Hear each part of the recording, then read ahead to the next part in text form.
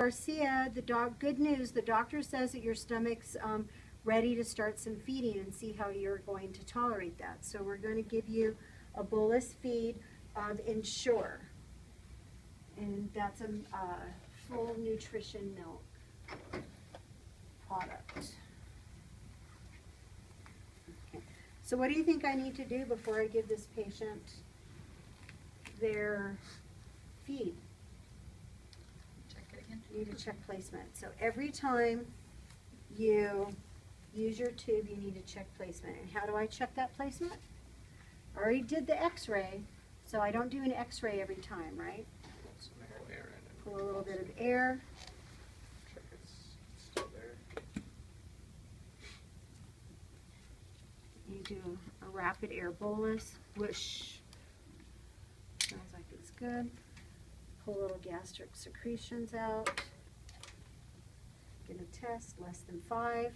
And then what am I going to do? Put it back. And why am I going to put that back? Gastric secretions back.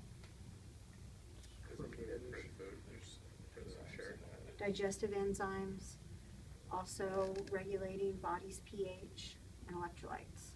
Okay. Sometimes what you'll hear that you're going to be checking for residuals between feeds as well, and you'll pull out everything out of the patient's stomach to see how much is in there, to see if they're having good gastric emptying. And if it's less than, in the adult population, less than 200, you'll put it all back in as well. And it does kind of look like it's gross because, in a sense, you're right, it is vomit, but they're not tasting it, and it's fine. And it has all their electrolytes, it has all their digestive enzymes, and if we pull it out and throw it away every time, we're going to really mess with their body chemistry. Okay. Okay, so now I'm in place, so I'm going to give Mrs. Garcia her feed. I have a question. Mm-hmm. I've seen like nurses put water in their shirts. Not through the nose, the one that's through the stomach. The G-tube? Yeah, the G-tube. Usually we end with water. We don't usually start with water, but maybe they were checking patency, so I don't know why they were doing that. So I'm going to give, the doctor's order says that Mrs. Garcia is going to get 8 ounces of Ensure, okay, and it's going to be a bolus feed, so it's a syringe feed. How quickly should I give that? Just remember? You just like grab it. But how quickly over gravity? You guys remember? So 15 to 20 minutes, about 20 minutes. Because if we give it too fast, certainly I could do it over gravity and go in probably like in 5 minutes, but it's going to make them vomit and give them some stomach cramping. Okay, so the correct NCLEX answer would be over 20 minutes. So if I have 8 ounces and I'm going to give over 20 minutes, I'm going to divide that up in my head, and I'm going to say I'm going to give about 2 ounces every 5 minutes. Okay, so I'll look at when I'm starting. It's about 10 to 2. Okay, and this syringe happens to hold 2 ounces, 60 milliliters. So I can fill up the syringe with the formula, and then I can raise and lower the syringe, and that's going to control the speed at which the formula goes into the stomach. Okay, so let's say it got away from me a little bit, and that 60 went in 2 minutes instead of 5.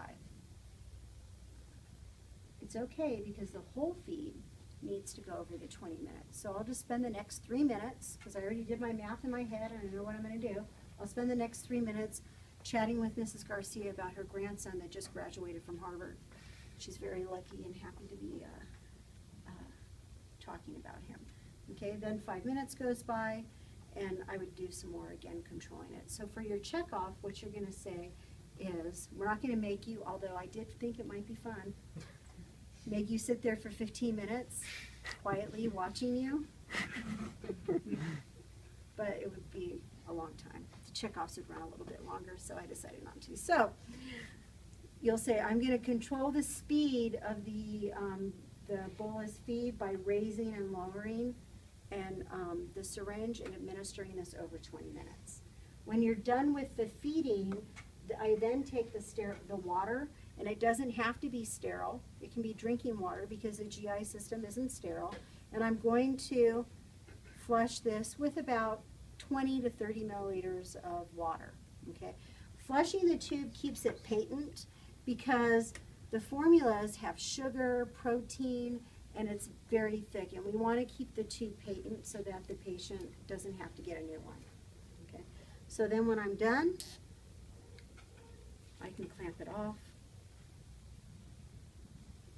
and see how she does. Now you can wash all this and reuse it.